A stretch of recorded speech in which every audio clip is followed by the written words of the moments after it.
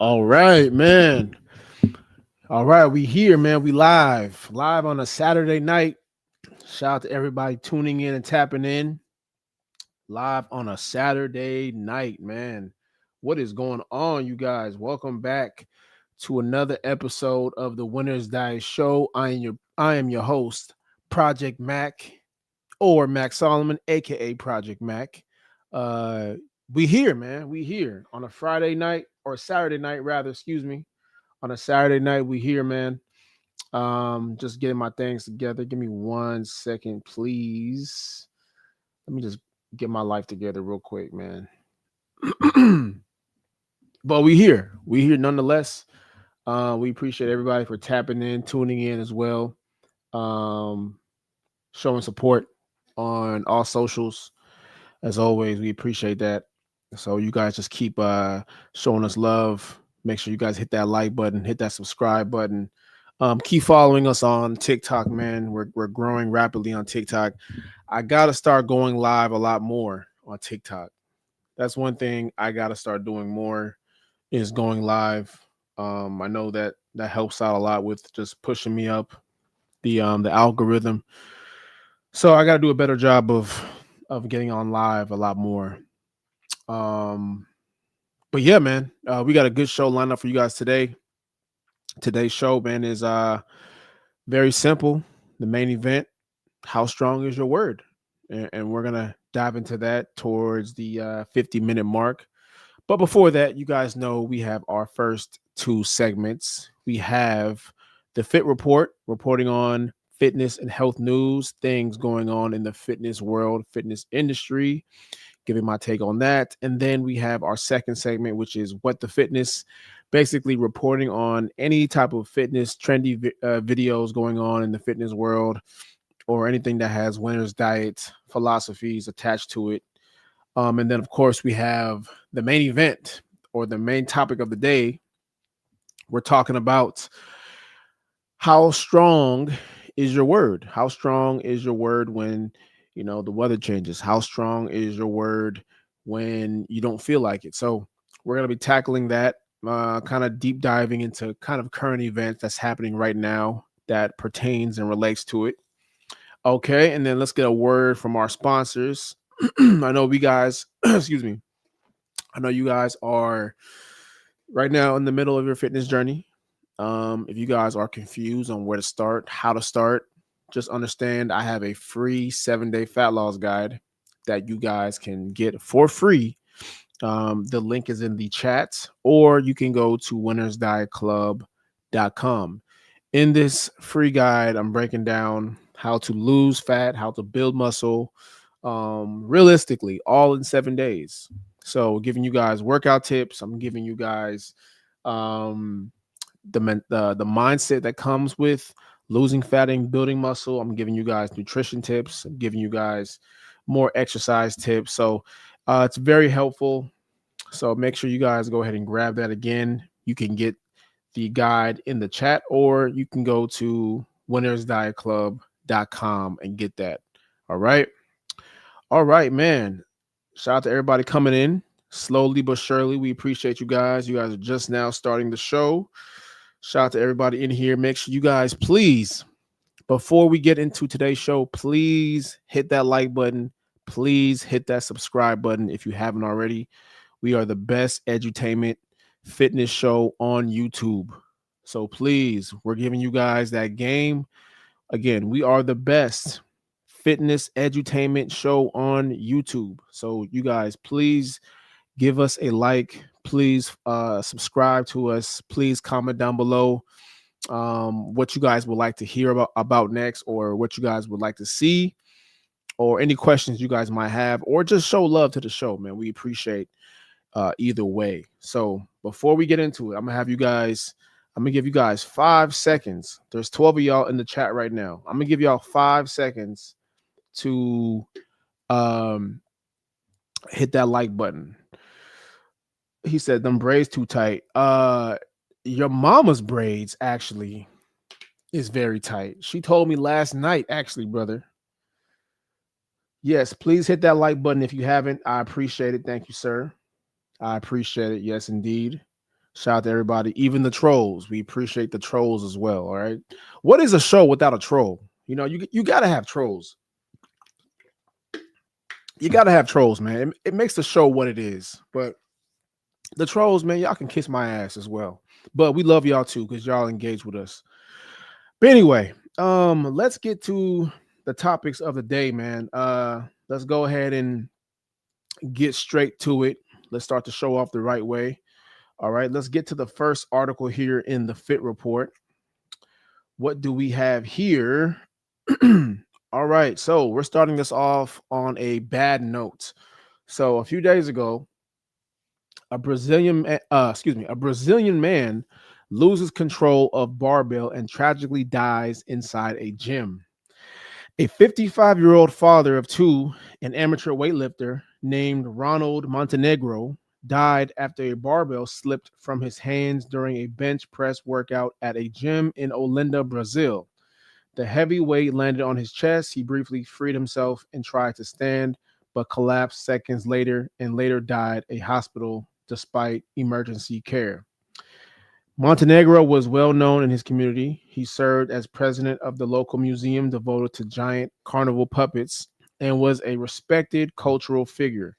His death has prompted calls from family members for stricter gym safety and supervision practices, especially during heavy lifts, with some arguing certain exercises should only be attempted under trained supervision. Gym staff and patrons rushed to his aid when the accident happened and immediately called for medical help. The gym issued a public statement expressing condolences and sorrow over the loss. Local authorities described the incident as a tragic accident and underlined the importance of supervision and safety precautions in preventing such fatalities. Man, this is sad, man. So sad. Wish he had a spotter. And I'm not gonna play the video because it's not graphic, but it's just I don't really want to see that. You guys can look it up on your own if you want to, but it's a very tragic video. Man, it's sad, man. It's very sad. Um, that is not the way to go out. I will say that that is not the way to go out. Uh, I I wish I give condolences to him and his family. Um, and I do believe a lawsuit may be coming out of this. I'm not saying it's warranted, but I do believe a lawsuit may be rearing its ugly head. Excuse me. It may be rearing its ugly head out of this situation. I don't know, but we've seen situations like this happen, and it doesn't look good for the gym to have somebody die under your watch. So um, it might get messy. That's just my prediction. You know, obviously it doesn't bring him back, but just from my experience in working in gyms and being around gyms, when accidents like this happen, whether it be fatal or just someone that got really injured or hurt, usually a lawsuit follows after this. So I think that gym can expect uh something very soon. But the moral of the story here is, man, even if you feel like you can lift a weight, um man, you got to be very careful out here. You got to be very careful. I'm not saying every lift has to go supervised, because look, man, you should know as a lifter um where your limits are, you know, how much you can bench, how much you can squat, whatever you're doing, right? Deadlifts, all the dangerous lifts that can be fatal or just really hurt you, right? Like for instance, a friend of mine, this was years ago. He was benching on the bench press, the barbell bench press at that, and I think he was going about, he was hitting at least 315. He was hitting at least 315, and he ended up tearing his pec, and he was out for a long time. But you just never know, man, what could happen. You might think you got it, you might think you're in control, and then next thing happens, something fatal happens, something dangerous happens, and unfortunate, and you have a situation like this. So man, I hate seeing things like this happen, man. I really do. I really hate seeing things like this transpire in the gym. And man, I don't even know if it was too heavy for him, or the bar slipped, or what happened. He lost control of it. But look, man, as much as the gym can be a very uplifting place, and a place that can really improve your mental health, it can be a very dangerous place as well. It can be a very dangerous place if you don't know what you're doing. It can be a very dangerous place if you're not careful and not monitoring how much weight that you're lifting. So I've been in near bad accidents before. Um, you know, I have my stories, I have my share of stories, but not to the point where, I mean, I could have died. Like, that's, I mean, maybe, who knows, right? Who knows? But the moral of the story is this, man. Just, you got to be careful. You got to be careful at all times. I don't care how much experience you have in the gym. I don't care how many times you lifted that weight. You never know. So you got to be very careful. Everyone's not going to have a spotter. Everybody's not going to have somebody there monitoring their lifts and watching them. It's kind of every free man for himself. But in that process, man, you got to be careful. I think we froze, but you got to be careful, man. You got to be careful out here.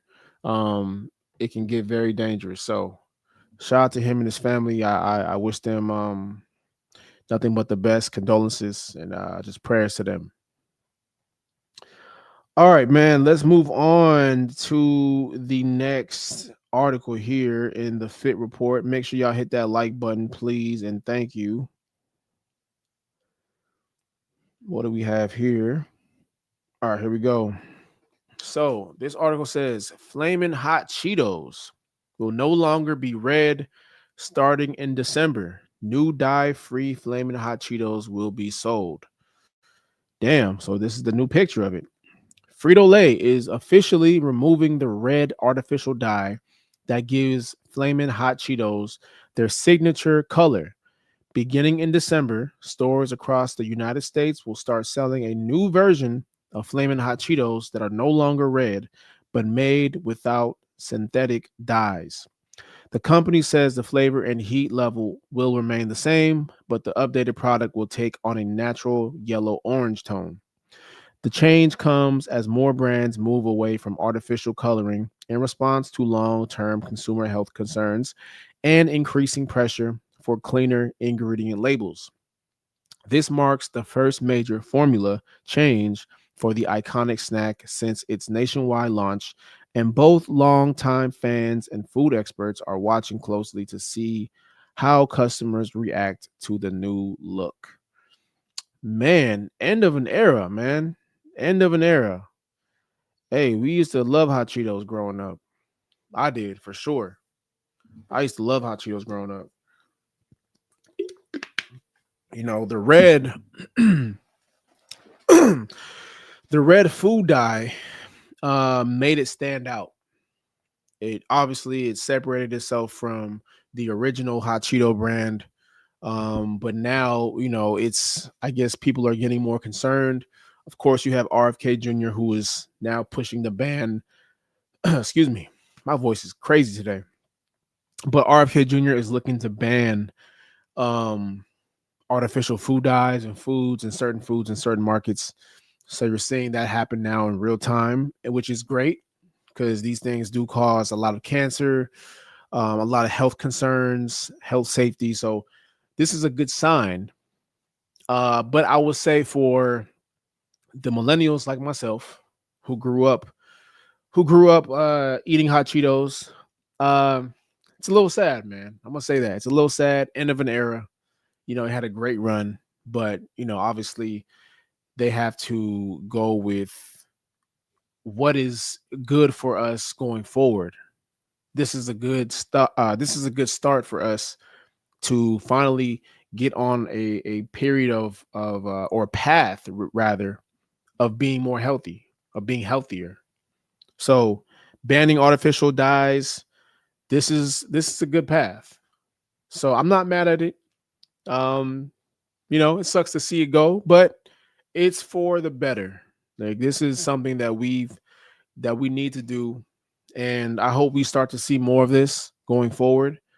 We got to see more artificial dyes or coloring go away and be banned in the United States, because they damn sure ban it everywhere else but here.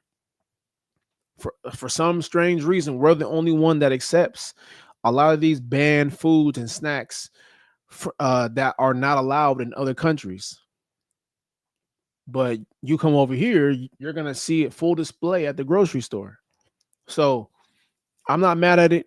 Um, I think this is a great start to what's to come, and I'm excited to see what's gonna happen down the line next year. So this is gonna be, I think, the start of a new day and age of health, man, and it's very needed in this climate. All right, let's move on to the next article here in the Fit Report. Make sure you guys hit that like button, please. Okay, we got this article. Shout out to all my vapors. So, vaping has officially been linked to rare and irreversible lung disease. Health officials have confirmed that vaping has been linked to a rare and irreversible lung disease. Recent medical investigations found severe lung damage in patients who reported consistent e cigarette use. The condition progresses quickly and has no known cure. Doctors say the disease appears to be caused by inhaled chemical particles that trigger long term scarring in the lungs. Patients experience chest pain, shortness of breath, and reduced breathing capacity. Many require ongoing medical support due to permanent respiratory loss. Public health experts are urging more awareness as vaping continues to grow in popularity. They warn that the risk may be significantly more serious than previously understood. Okay, this person, let's look at the comments, because I know there's going to be a bunch of pro vapors in the comments. So let's just take a look at the comments.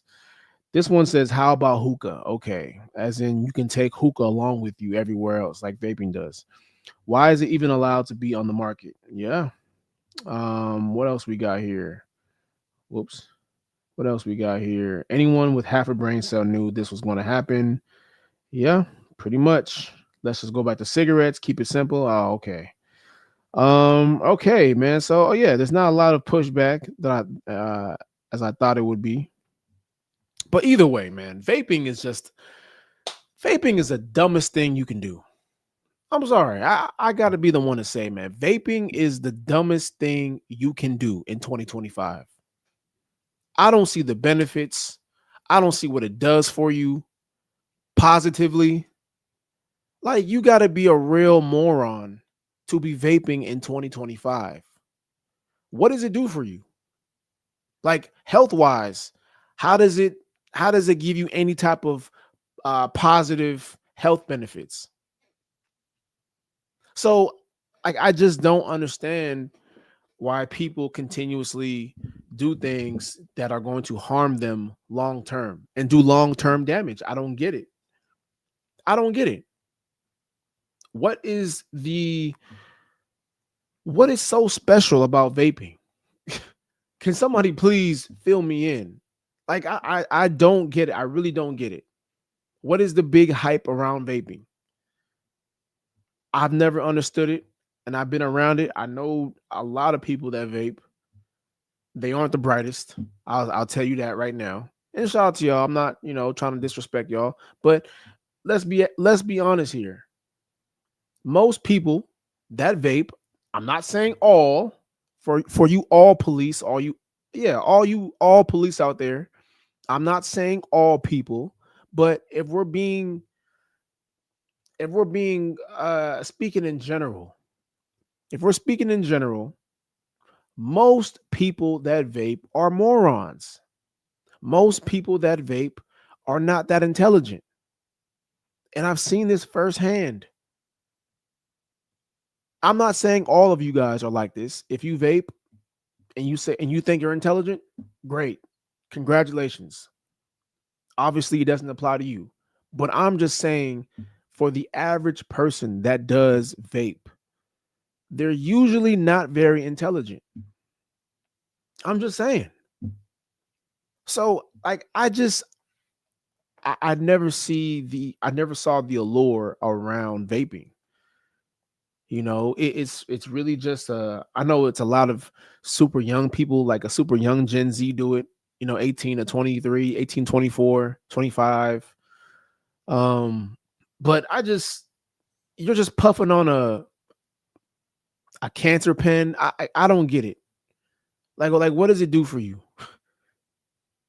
Seriously, if you vape in the comments, if you're someone that is watching right now and you vape, can you tell me what exactly vaping does for you? Is it like weed? Does it get you high? Like, does it make you feel like you on a cloud? Like, I don't get it. Like, vaping is just the dumbest thing to me to see. I don't know. Maybe I'm out of touch. Maybe I'm just getting older. I sound like that old nigga now that's criticizing the young people. Like, I'm not trying to be that, but damn. Like, can somebody just explain to me how, like, what are the benefits of vaping so I can understand? Because usually it's never anything positive. Because from what I see, as they just showed us in the article, right? This is something that is not very positive. And let me just pull this up, right? Because doctors say the disease appears to be caused by inhaled chemical particles that trigger long term scarring in the lungs. Patients experience chest pain, shortness of breath, and reduced breathing capacity. Many require ongoing medical support due to permanent respiratory loss.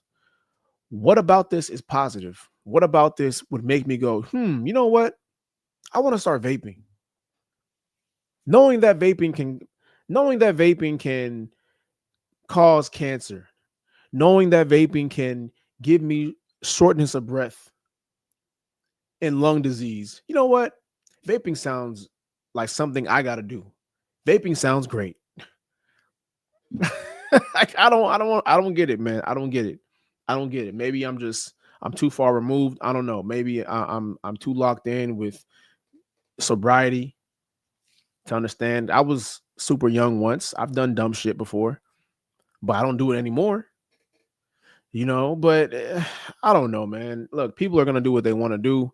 I'm not here to judge nobody, but at the same time, like, there's just certain things that I can't co-sign, man. Vaping is one of them. Being vegan is another. I don't know, bro, but yeah, this shit is crazy. All right, man.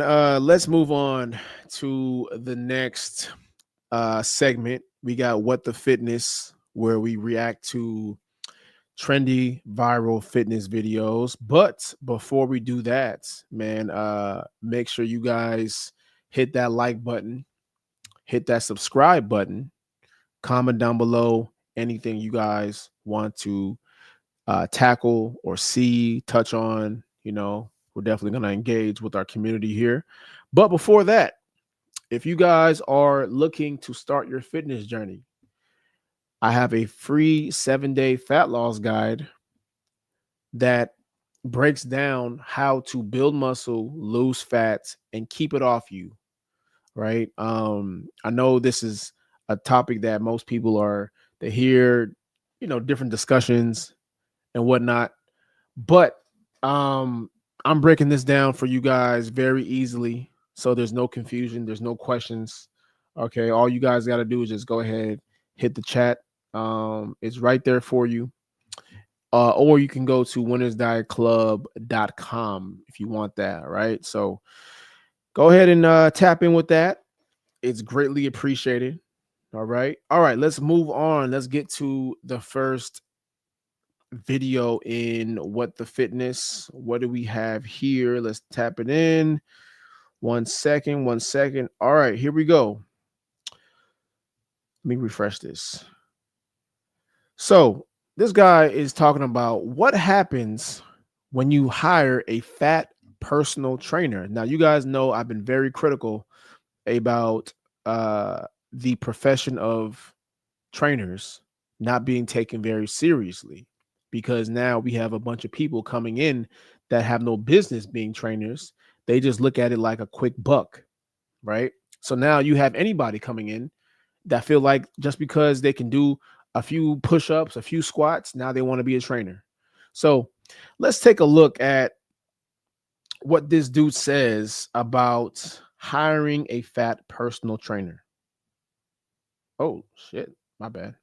Fat personal trainer. Now, Joe Frazier ended up hiring an overweight trainer to see what she knew and how she trains her clients. Now, she did say that most of her clients are people who have no clue where to even start in the gym, and they are very high anxiety people, especially when it comes to stepping in the gym. She started Joe off with a barbell shoulder press, then into lat pull downs, dumbbell shoulder raises, and a superset with dumbbell hammer curls and rope tricep push downs. But I did notice that the reps just looked so easy throughout the whole lift. He was really never actually hitting failure in any of these workouts. When I'm at the gym, I always notice that personal trainers are not pushing their clients very hard at all, especially at commercial gyms, because truthfully, a lot of gym trainers are just therapists for the people who sign up for personal trainers, and the trainers are still getting paid, so they will just pretty much do whatever. And if you notice at a commercial gym, it's a lot of talking and not working out. But she did address her weight as a personal trainer, and she believes as long as she has all the right requirements, she can do this job. Anybody can be a personal trainer if they train and they qualify and they get insurance and they get a job and they can get clients. Joe then got a lift in from a guy who clearly works out, and you could just tell the difference between this workout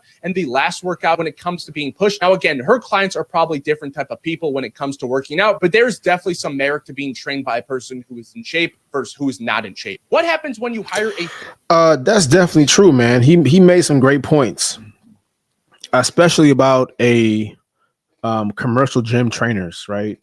We're talking about like the basic level commercial gym trainers, 24-hour fitness, LA Fitness, Crunch, even Equinox to a certain degree, Planet Fitness, right? Just the basic, well-known brands that you see a lot. A lot of these trainers really in there, they're not really pushing their clients. Mainly because one, you have clients that are, and I don't want to say lower tier, but let's be honest, like you get what you pay for, right? So if you're paying for a session that is $75, well, you're gonna get you a $75 type of trainer, and most of the time, these guys are gonna be inexperienced. They're not gonna have a lot of credentials. They might have a cert, right? But that's kind of just the baseline just to get in the door. They probably just started training and just started training people not too long ago. And the biggest thing is they might not even be in the best of shape.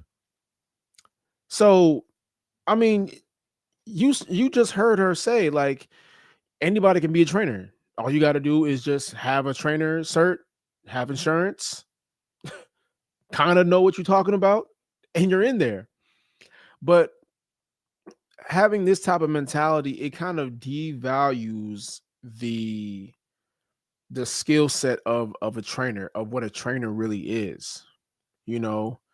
And look, I'm not gonna discriminate anybody. Look, I've seen plenty of overweight trainers in the gym training, and some of them are some of the best trainers, right? Some of them can be great trainers, but it's not about if you can train or not, right?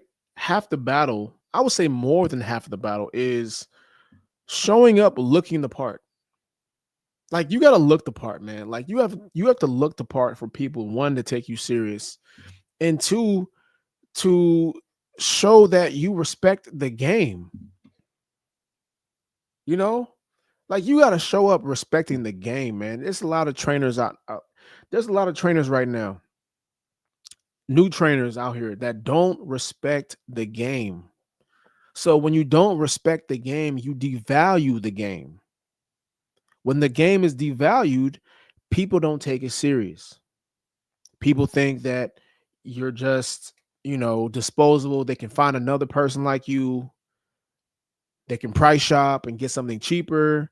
But what they don't know is, man, again, you get what you pay for. You're going to get what you pay for. So if $100 a session is too much, I'm just throwing out a number out there. If that's too much, okay, I'm going to go for somebody that can charge me $50 a session. Well, you're going to get $50 worth of results. You're going to get $50 worth of effort.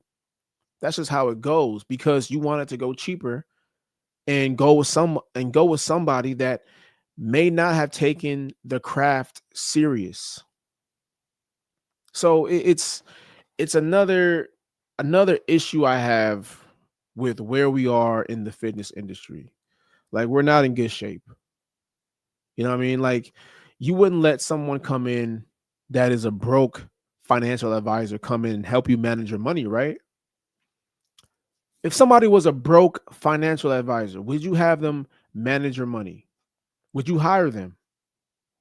If you had a dentist with no teeth, would you hire them? Like, we got to start applying the same logic to our fitness coaches.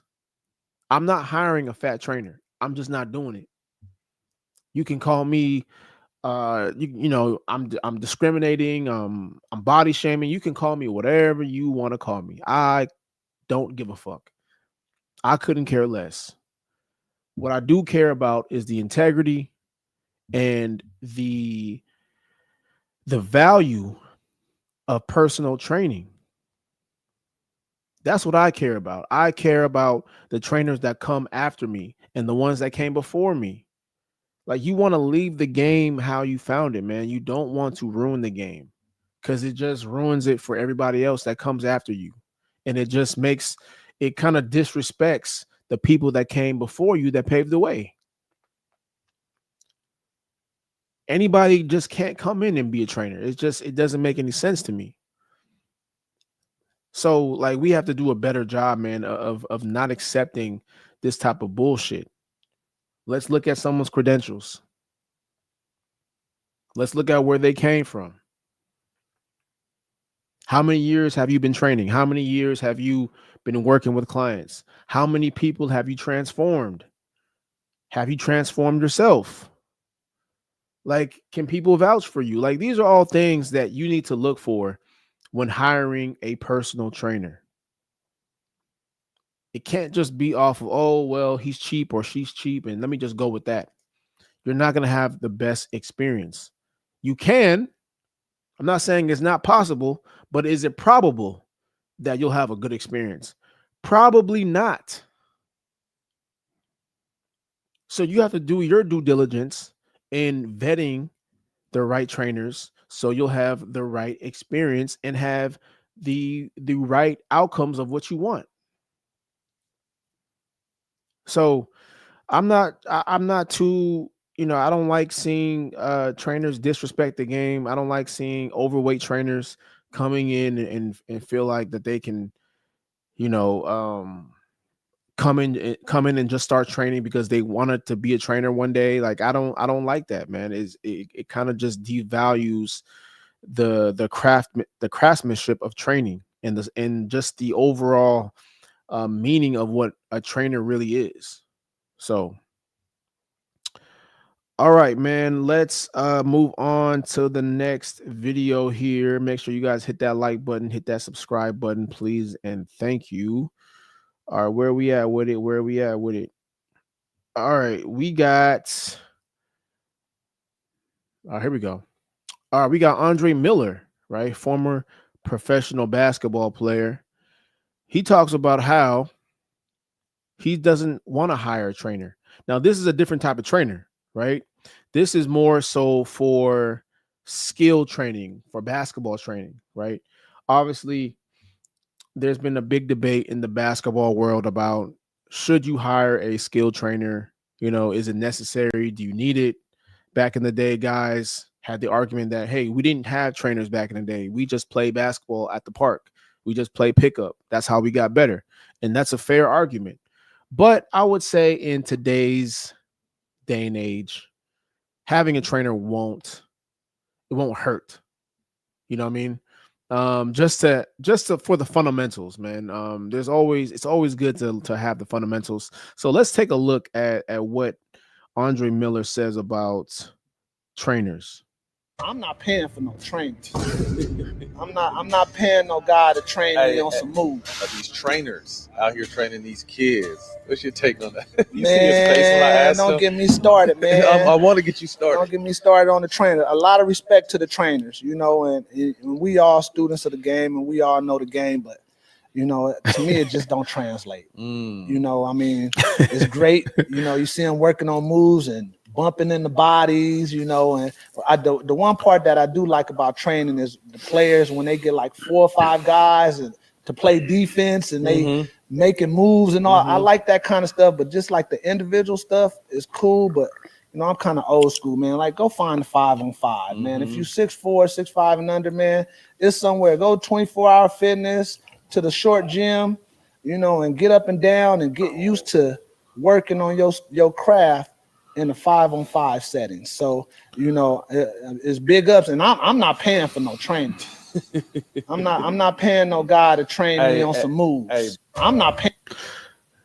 Hey, I'm not mad at him for saying that, but I will say in today's day and age, like I said, it doesn't hurt to have a trainer.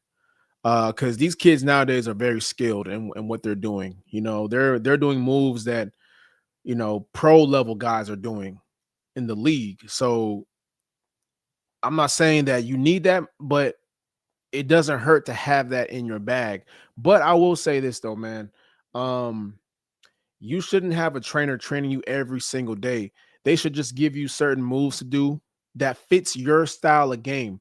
That's one thing that I noticed, and that kind of makes me just irritated seeing online is when I see just guys doing moves that they will never do in a basketball game, right? Most of these guys will never do these moves in a real game.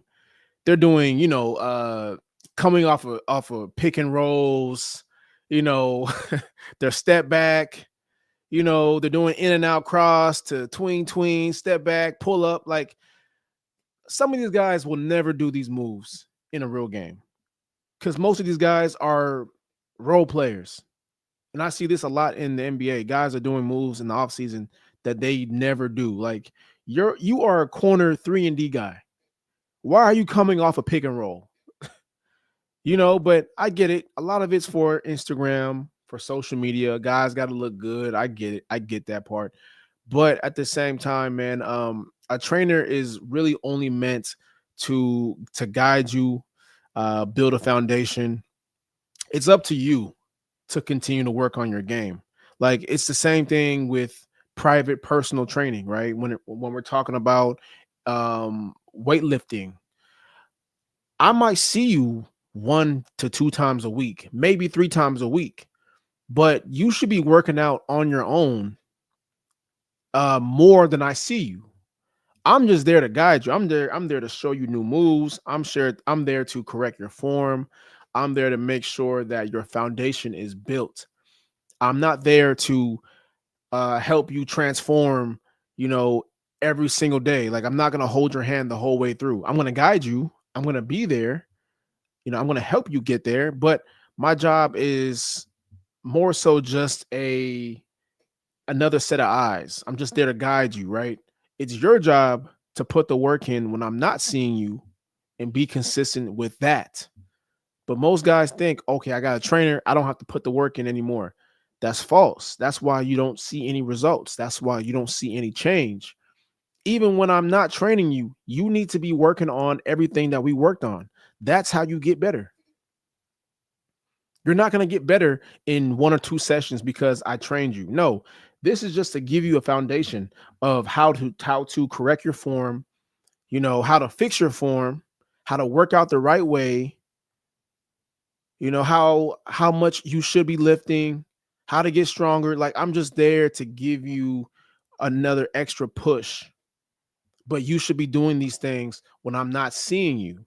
So the same thing can be applied to what Andre Miller is saying, right? He thinks that, okay, the trainer, he's not necessary. I disagree. I disagree, especially in today's day and age. I do think you need a trainer still. Steph Curry has a shooting coach. Um, LeBron still has a coach. Tiger Woods had a golf coach at his level.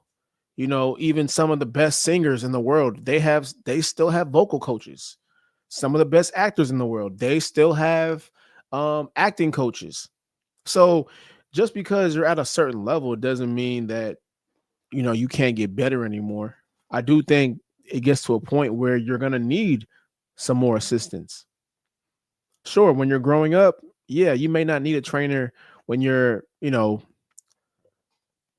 9, 10 years old. Okay, that might not be necessary. Let's just go out there and play basketball. I think your parents, if they know about the game, should have a basic level of knowledge about basic fundamentals. Sometimes they don't. That's why you go to a coach that does. But as far as a trainer, I don't think it's necessary until you get a little bit older, when the competition starts to get better. They can kind of point you in the right direction that you may not have thought about. So I do believe trainers are necessary. I do think trainers get a bad rap. And it is warranted, because a lot of these trainers, they've ruined the brand, right? They've done things strictly for Instagram. They're not making anybody better. They're just trying to get likes. They're trying to get attention. They're trying to get more follows, brand deals. So I can see where the negative rep about trainers comes to play, because a lot of these guys are not really in it to make people better. They're just in it for the money. And there's nothing wrong with being in it for the money. But if you're going to be in it for the money, there still has to be a certain level of respect that comes along with the craft. And that's not what we're seeing recently. We're seeing more guys just be on Front Street trying to make a name. And that's where we have the issue. All right, let's move on. Shout out to all the smoke, man. Shout out to Matt Barnes. But yeah, that was a great video. I think we got one more. We got one more video before we get to it. Okay, this one's kind of deep. Interesting.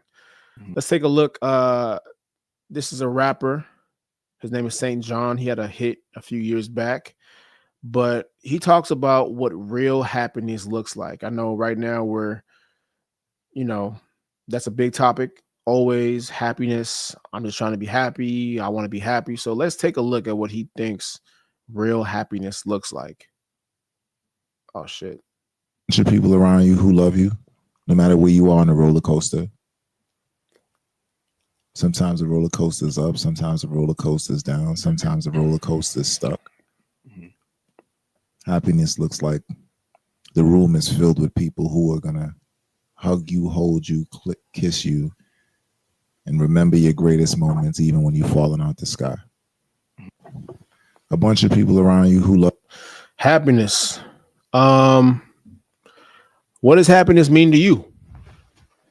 That's a very fair question. That's a very deep question. I've been asked that a lot as of recently. Happiness. And to me, man, happiness to me just looks like everybody around me that I care about is good, and they're happy. Like seeing my mom happy, like today I was able to do something for her birthday, and she finally, got around to, using the gift I gave her. That made her happy. So that made me happy, So just little things like that for me is just enough. Like knowing that people that I care about and love are good. But to me, I've never lived my life trying to be happy. At least not as an adult, right? I think for me, everything that I've done was trying to be at peace and fulfilled. So I've never tried to chase happiness. I don't think happiness is I don't want to say it's not real, but it's not something that I feel like as a grown man that I should be trying to chase. Because happiness is just like every other emotion. It's here one day, it's gone the next. Happiness, like what exactly are you looking for? What feeling are you looking for? Are you looking for back when you're 5 years old, when it's Christmas Day or it's your birthday? Like what type of happiness are you actually trying to achieve or chase? For me, I've given up on trying to be happy. Like I don't get up every morning and put all this work in to be happy. That's not what I bust my ass for. I bust my ass to be fulfilled. I bust my ass to be at peace with myself. So happiness is just, I think that's really just meant for women and children. You know, I think women and children are the recipients of happiness. If they can strive to chase that, that's fine with me. But my job is not to be happy as a grown ass man. And I think most men would agree with me. Like your job is not to be happy. Your job is to be your job is to have a life where you are fulfilled. And that could come from that can come from your purpose, that can come from your hobbies, your job, family. Um, but I'm not chasing happiness. Like I think that's a very silly thing to continuously strive to have. Just because I think knowing the reality of the world, it's very hard to be happy. You know what I mean? It's very hard to be happy when you know the realities of the world. When you know how the world works, when you really know what's going on, it's kind of silly to think about happiness. Like your job is just to be as purposeful as possible so you and your family can be at peace, be at ease, and you can be fulfilled. So that's what happiness means to me. If we're talking about my version of happiness, it's not about the emotion of waking up, you know, excited. And I mean, yeah, you want to be excited, but just waking up, not waking up with joy. Like I don't wake up with joy all the time, man. It's just, it's another day. We got to grind. We got to go put the work in. It's not a very positive feeling. You know what I'm saying? Like it's not fun. So I can't really be happy when I know I got work to do, but I do it because it's my duty as a man. You know, I have no choice but to put the work in. So nobody else is going to do it for me. And because I know that, that's why it to me happiness is a foolish thing to try and chase. But that was a good great video. So what do y'all think? What do y'all think happiness is? I don't know. Like y'all tell me. Y'all put it in the chat, man. Like what is happy? What does happiness mean to you guys? Like what does that look like for you guys? I shared my version. So what does that look like for you guys? What would make you happy? Like what exactly would you like? So y'all can go ahead and let me know how that works. Cause maybe my version is a little cold and dark. I don't know. But what I do know is that nobody's coming to save my black ass. So when you know that, it's very hard to be happy. I tell you that. It's very hard to be happy out here. Anyway, man, let's get to the main event. We're at the 50-minute mark. So shout out to everybody in here. Shout out to everybody tapping in, tuning in. Make sure you guys hit that like button, please. Hit that subscribe button. We appreciate you guys. All right, man. Today's main topic of the day, we are talking about how strong is your word. Now, the reason why that is the main topic of today is because right now we are in the winter time, right? It's the winter time. It's cold. It's dark. Um, it's just not the ideal time to be, I would say, disciplined, really, right? Nobody really wants to be disciplined around this time of the year. It's hard to.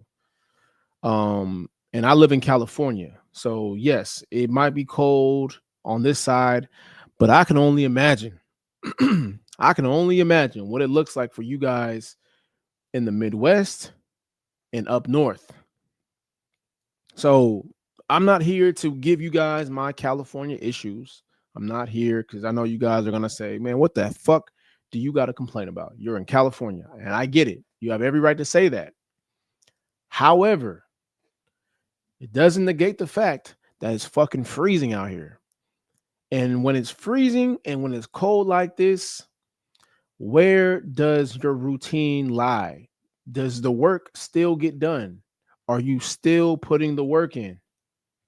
That's what I want to know. It's the middle of December. We are right in the middle of winter right now. And it might just get colder. Who knows? Thank God it don't snow out here, but it's gonna get colder and colder as the weeks go by. So I want to ask you guys, like, how strong is your word? Like, do you continue to work out when it's raining and freezing outside, it's snowing if you live up north and Midwest? Like, the wintertime really exposes how strong your discipline really is. Oh yeah. The wintertime exposes if you are really who you say you are. When it's cold, when it's dark, when it's freezing outside, are you still getting up and going to run? Are you still getting up and going to the gym and work out? Like, does your word still matter despite the weather conditions? That's what we want to know.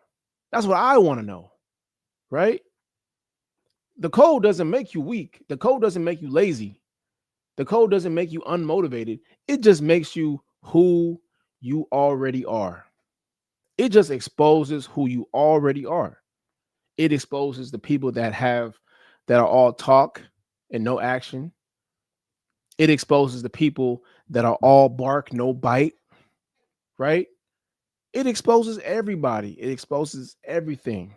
So it's easy to say I'm locked in, I'm ready to go, gym is life when it's sunny outside, when it's 75 degrees, when it's a nice breeze. It's easy to say all that stuff. It's very easy. Of course, anybody will say that because the conditions are in your favor. What about when the conditions are not in your favor? Then what? What's going to happen then? Do you still have the same mentality? Do you still have that same drive? Right? Like, where was that energy?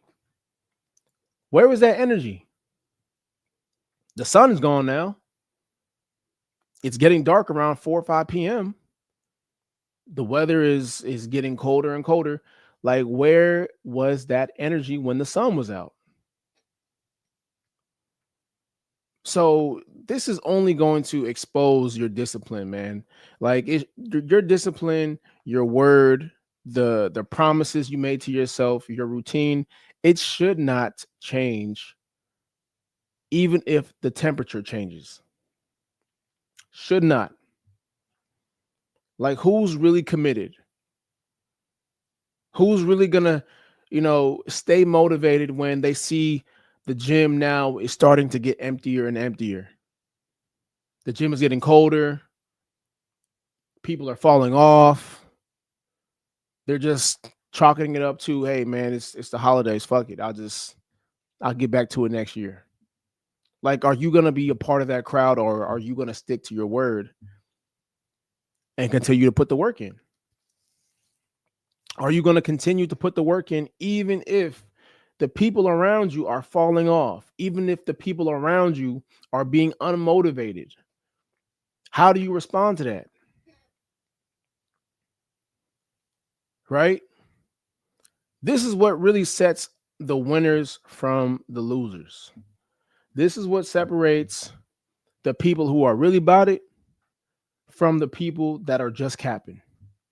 Yeah, it sounds good to say all that. Sounds good to say I'm locked in. Sounds good to say I'm gonna work out 5 days a week until that sun go down, that weather drop, that snow come out, the rain come, the holidays roll around.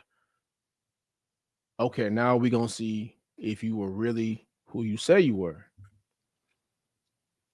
Prime example, man, it was freezing cold. Fridays I usually go run in the morning, right? That's kind of just my cardio day. I run about a few miles, but this past yesterday was fucking freezing outside.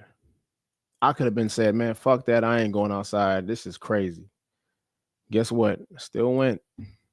I didn't enjoy it.